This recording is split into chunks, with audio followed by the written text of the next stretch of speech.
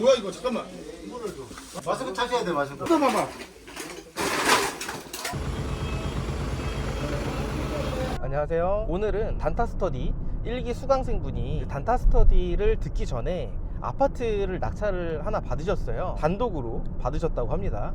근데 협의가 좀 잘 안 되셔가지고 오늘 강제 집행을 진행을 한다고 해서 제가 증인 겸 도와드리려고 현장에 가고 있습니다. 강제 집행 같은 경우에는 경매를 낙찰을 받고 나서 점유자 겸 소유자분께 협의를 합니다. 이사 기간도 좀 드리고 이사 비용을 좀 주는 게 서로 윈윈이라고 하면 그렇게 진행을 하게 되는데요. 만약에 그런 협상이 진행되지 않았을 경우에 경매는 인도명령 제도라는 게 있어가지고 별도의 소송 없이도 낙찰자가 강제 집행이라는 걸 신청을 할 수가 있습니다. 그런데 강제 집행을 신청을 한다고 해서 바로 강제 집행을 할 수 있는 게 아니고요. 저희가 낙찰을 받고 소유권 이전을 한 다음에 인도명령 신청을 합니다. 신청을 하면 결정문이 나오게 되거든요. 결정문이 나오면 그 결정문이 점유자한테 송달이 돼야 됩니다.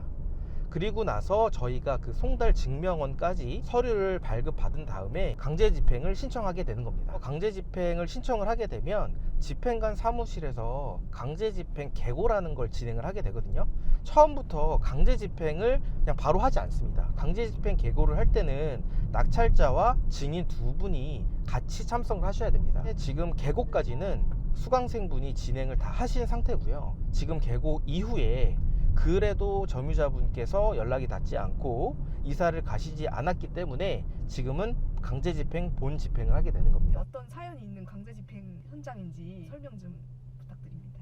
일단은 처음에 저희 수강생분이 점유자분이랑 협의를 하셨거든요. 근데 이제 협의를 한 나중에 연락이 또 되셨대요. 시간을 좀 달라고 하셔가지고 한 월세도 50만 원 정도 받으셨다고 하더라고요. 그런데 이사 비용을 점유자분이 좀 과하게 요구를 하셨나 봐요. 그래서 수강생분이 강하게 그렇게까지는 줄 수가 없다라고 지금 얘기를 했는데 그 이후에 그 점유자분이 연락이 두절이 된 상황이었습니다. 어쩔 수 없이 계고를 진행을 하게 됐는데 계고를 진행을 하게 되면 집행관님도 오시고요. 증인도 있고 열쇠수리공 분도 오시거든요. 그럼 열쇠수리공 분이 강제적으로 문을 따고 내부에 들어가요. 문을 개방을 하고 들어갔는데 신발장부터 쓰레기가 가득했다고 하시더라고요. 수강생분이 계곤날 그걸 보고 정신이 혼미하신 거예요. 그래서 어떻게 해야 될지 막막하다 도움을 요청을 하셔가지고 제가 어제 수강생분한테 전화를 했어요. 제가 증인도 하고 그리고 강제집행 현장에서 도움 드릴 수 있는 부분들은 도움 드리려고 지금 현장에 가고 있습니다. 그럼 지금 바로 현장으로 가보시죠.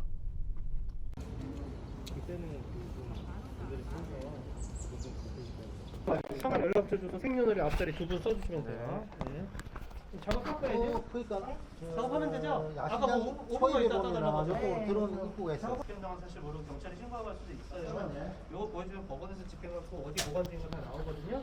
들어오세요. 도장 만들었으니까 하나는 갖고 계시.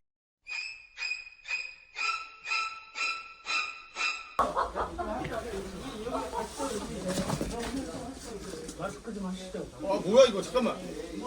마스크 하시라고요. 마스크 차셔야 돼, 마스크. 야 창문 다 열어봐. 너무 심해가지고 이거 잠깐만. 전기 안 들어. 그냥 그거 뜯어봐봐. 벌써 너무 많은데. 그거 뜯어봐봐.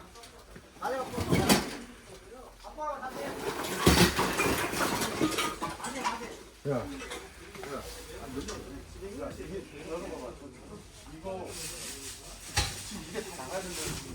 여기 쓰레기. 이거 잠깐만 어디 갔어? 가져 잠깐만. 다 갖고 와. 야 이거 못 잡아.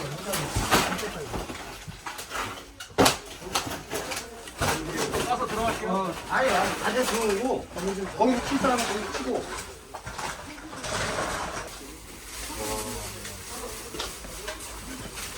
다 먹어야지. 안 들려, 안 들려. 들어가세요. 자재가지고 들어가, 자재가지고. 베란다부터 열어야, 뭐, 이렇게. 요 앞에부터. 자재 줘, 자재. 하나 를 쏘니까. 자재 갖고 나와. 가져 줘.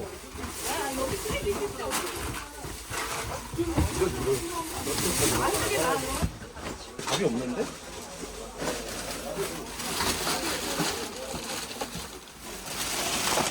한 2명은, 한 명은 계속 날로. 한 명만.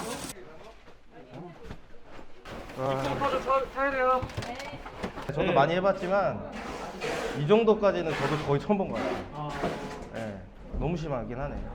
저희가 그러니까 1년에 한두 번씩 이런 집들이 꼭 있어요. 근데 그 집 중에 하나가 이거예요. 심지어 안 살아서 다행이에요. 저기서 사는 사람이 있더라니까요. 안에서 사람이 나와요. 근데 이런 한술 줄 더 뜬 게 열쇠 하시는 분이 100골이 안 나온 게 다행인 줄 알고 진짜 안 나온 게. 폐기물만 한 7.5톤이에요.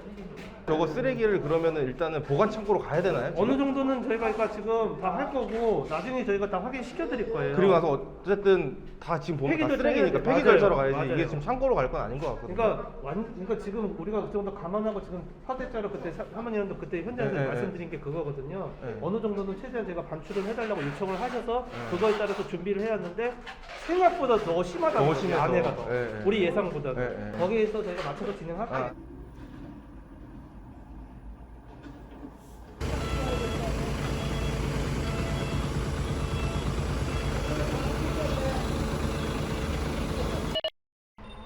스님 네. 모시고 왔지. 아, 네. 지금 매물 나와 있는 게 수리되어 있는 것들이 어느 정도 나와 있어요? 팔린 게 4억 2천인데요. 그게 팔린 게 4억 2천이면은 그게 수리가 좀 되어 있던 물건 아니죠? 그건 몇천만 원대 수리가 됐지. 아예 올 수리?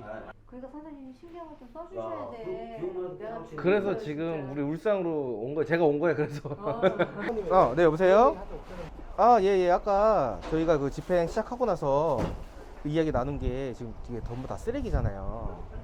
그래가지고 요거를 어쨌든 경매 절차, 동상 경매 절차도 어쨌든 진행을 해야 되긴 하는데 컨테이너 한 박스는 가고 나머지는 좀 쓰레기들은 저희가 좀 이거를 좀 처분을 좀 하면 안 될까 했더니 아까 집행관님이 그건 저희가 유도리 있게 물건을 빼서 할 수 있는 것들을 해주시겠다고 아까 말씀을 하셨거든요. 예. 제 말은 예. 어떻게 하는 게 좀 단장님 가장 여기도 도와주십시오. 아니, 그러니까 지금 도와주세요. 지금 여기도 폐기하는 돈이 이 정도 들어가는 거고 네. 제가 아까 말씀드렸잖아요. 이거 지금 살 사람 없으니까 이 감정가는 나와요. 예. 그때 이 창고 업자한테 이제 올 폐기로 맡겨버리는 거예요. 그게 제일 싸요. 그게 원래 진행 절차잖아요. 사실 어떻게 보면. 그러면 이제 저희가 또 구분을 할 거 아니에요. 일단 네. 기본 지금 여기는 창고비 60만 원 아끼시려는 거 아니에요. 6천 원이라도 아끼고 아니 싶어요. 그게 한 예. 200장이 있어야 돼요. 근데 아. 그게 이렇게 했는데 여기 나가면 안 가져가 버리면은 그돈 한 100몇십 원 갖고 또 날리시는 거야. 또 사갖고 불러요. 또 해야 돼.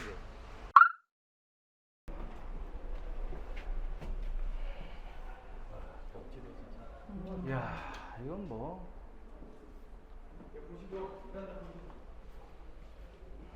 특수청소 불러야 돼. 와 이거 어떻게 이런 데서 살았을까? 네. 야. 자, 지금부터 제가 인도를 해드릴 테니까 지금부터 관리를 하시면 되는 거예요. 네. 키 바꾸시고 네. 하시면 되고 업사한테 다 뜯고 걷어내고 일단 문을 열어놓으셔갖고 네. 한 이틀 환기시키세요. 네. 비 온다는 예보 없으니까.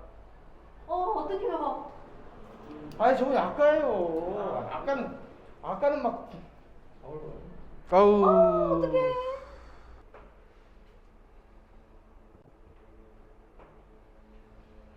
좀 잘하세요. 네. 그래도 깨끗하게 나왔어요 이 정도는. 진짜 나머지는 걷어내기. 야, 이거 근데 진짜. 계약을 할 때 하셔야지. 이 장판 넣고 어차피 이걸 걷어내야지. 그리고 계약 호출해야 되니까 그걸로 하시면 돼요. 그렇게 할 때 계약을 하서 그런 조건 계약. 이거 다 걷어야 돼요. 이거 개겨서 또 들어와요. 자, 인도해 드릴게요. 그렇게 하시면 돼요. 저 밑에 내려가서 그거 쓰면 되죠? 네.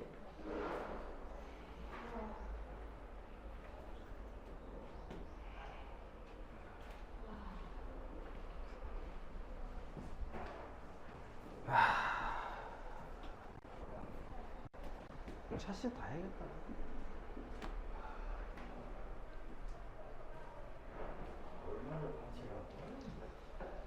와, 근데 쓰고. 세미하고 하나 드릴게요. 근데 들고 쓰고. 드릴게요. 잘 가지고 계셔야 돼요. 나중에 상계 처리할 때 뭘 하셔야 되니까. 창고 연락처 주소 받았죠? 예, 여기 거기 있고. 가는 데가 지금 그렇죠, 저기. 그렇죠. 나중에 여기를 가야 돼요. 공사할 때. 다 네. 마지막에 네. 일로 오셔야 돼요. 네. 다 끝났습니다 이제. 네, 알겠습니다. 네. 고물주님 괜찮으세요? 아, 그러게요. 원래 강제 집행이 다 이런 건가요? 원래 이런 경우는 거의 없다고 보시는 게 맞고요. 수년간 경매를 많이 해오면서 다른 분의 뭐 이야기도 또 많이 듣고 하잖아요. 근데 사실 이런 집은 처음 봤습니다. 유튜브에 보면 강제 집행 계고를 했더니 쓰레기가 꽉 찼다 막 이런 얘기가 있잖아요.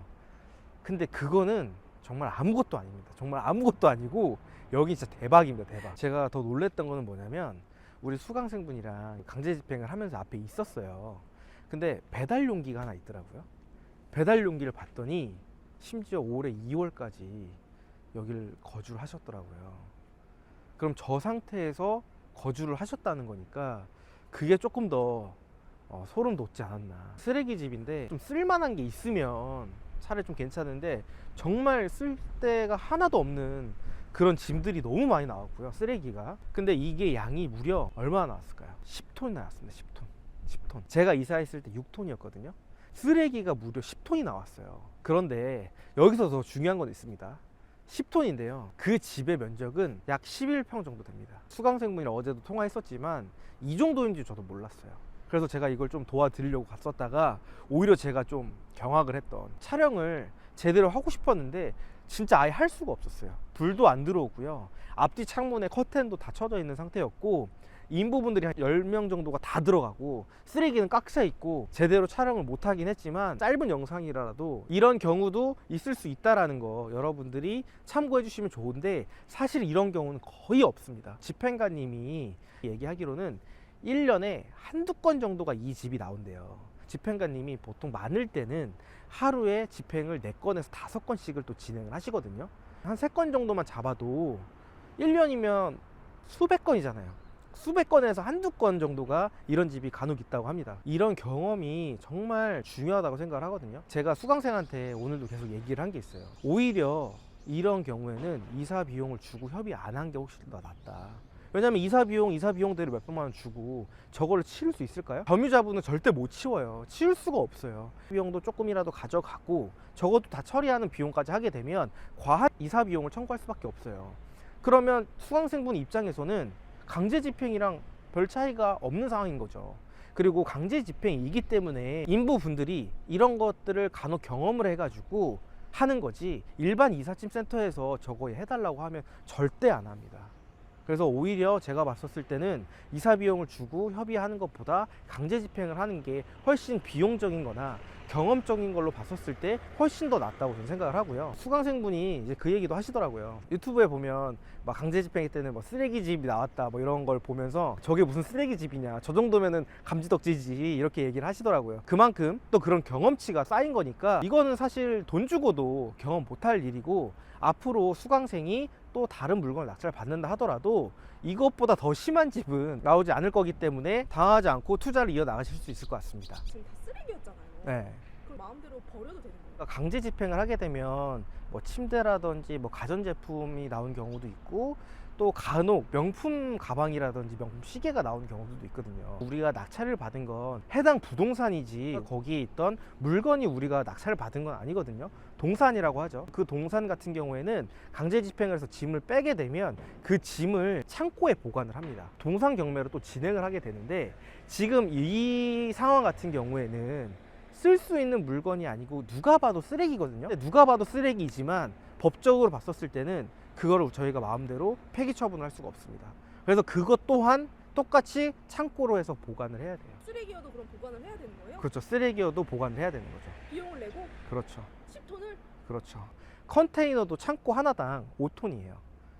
근데 10톤이기 때문에 창고를 2개를 빌리게 된 거죠. 그럼 비용이 꽤 많이 나올 것 같은데 얼마 정도 나오는지 궁금해요. 일단은 5톤 트럭 2대. 2대에서 100만 원이 나왔고요. 사다리 차는 33만 원. 보관료가 이제 중요한데 보관료 같은 경우에는 아까 제가 5톤씩 해서 2개라 그랬잖아요. 그래서 2개 비용이 나왔습니다. 보통 하나 같은 경우에는 20만 원씩이거든요. 한 달에. 근데 20만 원인데 우리가 선납을 3개월치를 미리 해야 됩니다. 20만 원치를 3개월 하면 60만 원이죠. 2개를 빌렸으니까 120만 원이 되게 됩니다. 그래서 총 들어갔던 비용은 253만 원이고요. 이거는 강제 집행 추가 비용입니다. 일단은 우리가 3개월치를 선납을 하게 되는데 이 창고가 넘어가게 되면 또 동산 경매라든지 이걸 또 절차를 밟아야 되거든요. 짐 주인한테 최고서를 저희가 보내야 됩니다. 그리고 나서 동산 경매를 할 수 있는데 누가 봐도 쓰레기인데 이걸 동산 경매 감정이 나오냐 그랬더니 반장님이 아무리 쓰레기여도 감정은 나옵니다 라고 얘기를 하시더라고요. 그 대신 감정 가액이 좀 적겠죠. 동산 경매 또 진행이 되면 그거를 우리가 낙찰을 받아요. 낙찰을 받고 나서 우리가 이제 폐기물 처리를 하게 되는데 그 기간 동안이 빠르면 한 달, 늦으면 2달 정도가 걸리거든요. 우리가 창고 비용을 3개월치를 선납을 했기 때문에 나머지 차액돈 저희가 반환을 받을 수가 있습니다. 원래는 제가 쓰레기가 이렇게 많을 줄 모르고 좀 이렇게 협의를 해가지고 웬만하면 저희가 좀 쓰레기 봉투를 사가지고 버리려고 했었거든요. 근데 여기는 이제 그 정도 수준은 절대 안 되더라고요. 반장님도 이거는 오히려 그게 돈이 더 많이 나올 거고 이거를 수거를 안 해갈 거다. 이건 애초에 그냥 폐기물 업체한테 얘기를 해가지고 컨테이너당 처리를 하는 게 더 저렴하다고 하시더라고요. 지금 상황에서는 폐기 비용은 한 250 정도 나올 거라고 얘기를 하시는데 제가 수강생분한테 얘기했어요. 일단 이 비용 같은 경우에도 우리가 지금 최대한 좀 줄여야 되거든요. 수강생분이 단타스터디 1기를 듣기 전에 낙찰을 받으신 거다 보니까 조사라든지 입찰가 선정이 조금 잘못된 부분들이 있어요. 조금 높게 낙찰을 받으셨는데 그 변수가 또 강제 집행을 하게 되었고 쓰레기 집이어서 비용이 더 많이 나왔거든요. 그래서 최대한 비용을 또 줄이려면 발품을 좀 팔아야 됩니다. 폐기물 업체도 제가 알아보라고 말씀을 드렸고요. 부동산에 저희가 갔었어요. 같이 수강생분이랑 부동산에 가가지고 지금 여기 평형 말씀을 드리고 층수랑 동호수 그 다음에 이제 수리가 되기 전에 매도가 가능한 금액, 수리를 했을 때 금액, 올 수리를 했을 때 금액인데요. 거기에서 우리가 또 샤시가 포함인지 아닌지 이런 부분들을 저희가 또 확인을 했어요. 얼마에 매도가 가능한지. 수강생분이랑 얘기를 한 결과 여기는 샤시 포함해가지고 올 수리를 해야 된다라는 결론이 나왔거든요. 그래서 이제 강제 집행이 다 끝났기 때문에 기본적으로 동산 처리를 또 빨리 하셔야 되잖아요. 그거를 하면서 올 수리를 진행을 할 예정입니다. 지금 예상치 못한 비용들이 지금 생겼기 때문에 그 비용들을 저희가 최대한 줄여야지만 수익이 나는 구조거든요. 인테리어 업체가 있잖아요. 그쪽에다가 의뢰를 하게 되면 비용이 비쌀 수밖에 없습니다. 왜냐면 인테리어 업체이기 때문에 뭐 도배면 도배 사장님, 뭐 타일이면 타일 사장님, 싱크 사장님이랑 연계가 돼가지고 인테리어를 하거든요. 비용이 자연스럽게 올라갈 수밖에 없어요. 이거는 턴키로 하면 안 된다. 우리가 지금 비용이 좀 많이 나갔기 때문에 한 푼이라도 몇백만 원이라도 좀 줄이기 위해서는 수강생분이 좀 번거롭다 하더라도 직접 도배 업체, 타일 업체, 싱크대 업체를 따로 알아보라고 제가 말씀을 드렸습니다. 그러니까 원래는 수강생분이 인터뷰를 하기로 했어요. 이런 상황에서 인터뷰를 하기가 좀 그렇더라고요. 그래서 말씀을 안 드렸어요. 그랬더니 수강생분이 인터뷰 안 하냐고 먼저 물어봐 주셔서 하려고 했지만 지금 수강생분도 낙찰도 처음이고 강제 집행도 처음인데 쓰레기 집도 처음이잖아요. 이런 상황에서 또 인터뷰를 하면 너무 좀 정신이 없으실 것 같아가지고 인터뷰는 하지 않기로 했습니다. 그래서 추후에 인테리어까지 정리가 됐을 때 그때 그 집에서 그 현장에서 인터뷰를 하기로 했거든요. 그때 바뀐 현장에서 저희 수강생분을 만나서 어떻게 그 물건을 낙찰을 받았고 얼마에 낙찰을 받았고 총 강제 집행 비용은 얼마나 들었고 인테리어 비용은 얼마나 들었는지 그 과정에서 어떤 일이 있었는지 한번 이야기를 나누도록 하겠습니다. 지금도 너무 간지러워서 빨리 지금 집에 가가지고 샤워를 너무 하고 싶습니다. 고생하셨습니다.